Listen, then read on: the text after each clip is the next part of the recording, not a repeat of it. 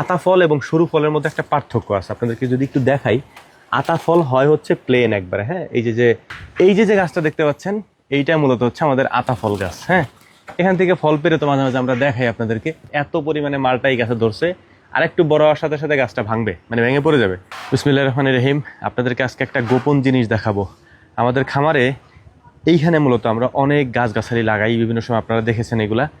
কিন্তু স্বাভাবিকভাবে খামারে গাছগাছালি লাগাইলে জায়গা সংকুচিত হয়ে যায় আর কি, কমে যায় আর কি।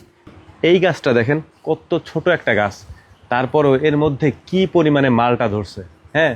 ওরে মানে খুঁটি দেওয়া লাগবে এখন, এত পরিমাণে মালটা এই গাছে ধরছে। আর একটু বড় হওয়ার সাথে সাথে গাছটা ভাঙবে, মানে ভেঙে পড়ে যাবে, কারণ এতটা ও ধরে রাখতে পারবে না ওজন আর কি। তো আপনাদেরকে যেটা দেখাবো সেদিকে নিয়ে যায় আসেন।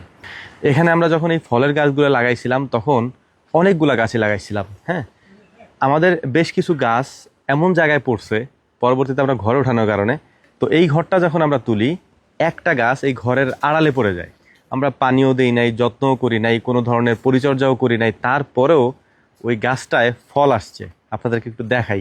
আমরা গাছটা সম্পর্কে জানতামই না, আছে না মারা গেছে না আদৌ এখানে গাছ আছে আমাদের মনেই নেই। আসেন, এখান দিয়ে যাওয়ারও কোনো রাস্তা নাই, তারপরেও কায়দা করে আমাদের যাইতে হবে।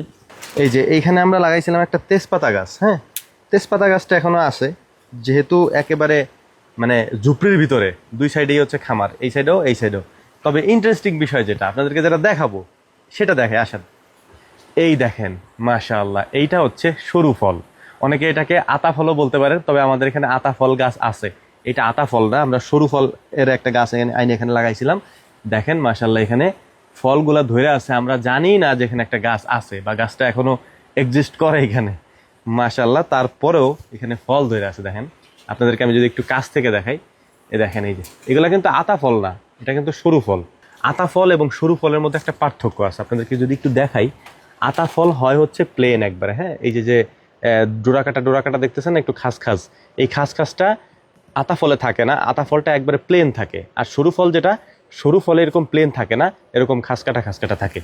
এখানে কয়টা ধরছে? একটা, দুইটা, তিনটা, চারটা, হ্যাঁ। এই চারটা ফল ধরে আছে এই গাছটাতে। এই যে খুঁটিটা দেওয়া না, এই খুঁটিটা দিছে হচ্ছে যে 2 দিন আগে, মানে আমরা যখন এটা দেখছি তারপরে মূলত এটা দেওয়া হয়েছে। এই দেখেন, এইটা প্রায় পাকার পথে, আর কয়েকদিনের মধ্যে এটা পেকে যাবে ইনশাআল্লাহ। তো এই হচ্ছে একটা ব্যাপার, আল্লাহ তাআলা কোথায় কখন মানুষের রিজিকের ব্যবস্থা করে রাখছেন আমরা নিজেরাও জানি না। ওই যে আমি বারবার বলি, আল্লাহ তাআলা পবিত্র কোরআনে সূরা আর রহমানে বলছেন, ফাবিআইয়ি আলাই রব্বিকুমা তুকাজ্জিবান, তোমরা আমার কোন কোন নিয়ামতকে অস্বীকার করবে। আসলে আল্লাহ তাআলার কোনো নিয়ামতকে অস্বীকার করার ক্ষমতা আমাদের মতো মানুষের নাই, অন্তত পক্ষে কোনো প্রাণীই করে না। তবে অস্বীকার যদি কেউ করে, মানুষই করে, অন্য কোনো প্রাণী করে না। এই যে গাছটা দেখতে পাচ্ছেন, এইটা মূলত হচ্ছে আমাদের আতা ফল গাছ, হ্যাঁ। এখান থেকে ফল পেরে তো মাঝে মাঝে আমরা দেখাই আপনাদেরকে। তো এইখানে এখন তো ফল নাই, আতা ফল এখন নাই। আতা ফলের বৈশিষ্ট্য হচ্ছে আতা ফল থাকে একবারে প্লেন, এবং ওর যে চোকলাটা থাকে উপরে, এটা একেবারে পাতলা, যখন পেকে যায় নরম হয়ে যায়। তো যাই হোক, দোয়া করবেন আল্লাহ তাআলার কুদরত শুকরিয়া আদায় করে আল্লাহ তাআলা, আলহামদুলিল্লাহ সুম্মা আলহামদুলিল্লাহ। আসসালামু আলাইকুম রহমতুল্লাহ।